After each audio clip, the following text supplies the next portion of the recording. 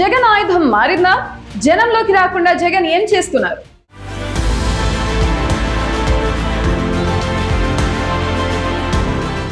ఒకప్పుడు జనమే తన ప్రపంచం అన్నాడు. అడుగు తీసి అడుగు వేస్తే లక్షలాది జనం నీరాజనాలు పట్టారు. కానీ నేడు ఆ నాయకుడి ఆయుధం మారిందా? గడప గడపకు తిరిగిన ఆ పాదాలు ఇప్పుడు ఒకే గదికి పరిమితం అయ్యాయా?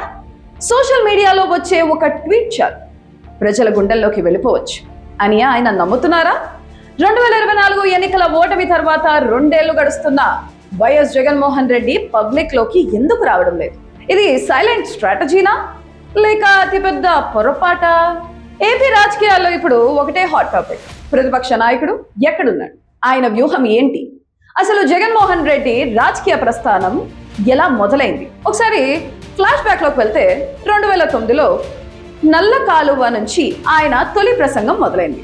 కాంగ్రెస్ లాంటి జాతీయ పార్టీని అధిష్టానాన్ని ఆయన ఎదిరించడానికి ప్రధాన కారణం ఒకటే, నేను జనంలో ఉంటాను, వారిని ఓదారుస్తాను అని చెప్పడమే.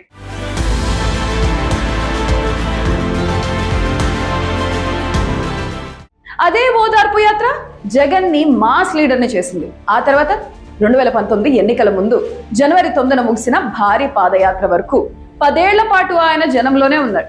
ప్రజల కష్ట సుఖాల్లో పాలు పంచుకున్నాడు. కానీ 2019లో సీఎం అయ్యాక సీన్ మారింది.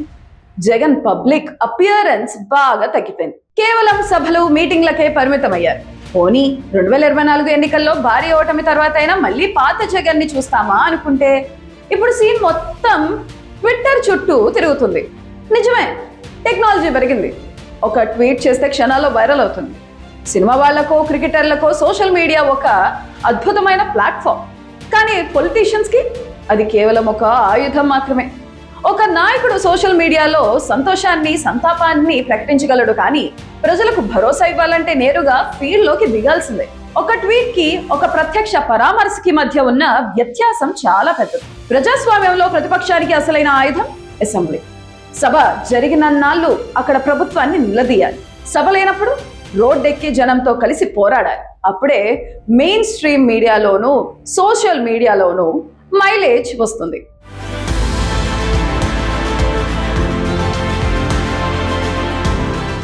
కూటమి ప్రభుత్వం వచ్చి అప్పుడే 2 ఏళ్లు పూర్తయింది. ఇప్పుడు రాష్ట్రంలో సమస్యలు లేవా? ఎల్నినో ప్రభావంతో రైతులు దిగులుగా ఉన్నారు.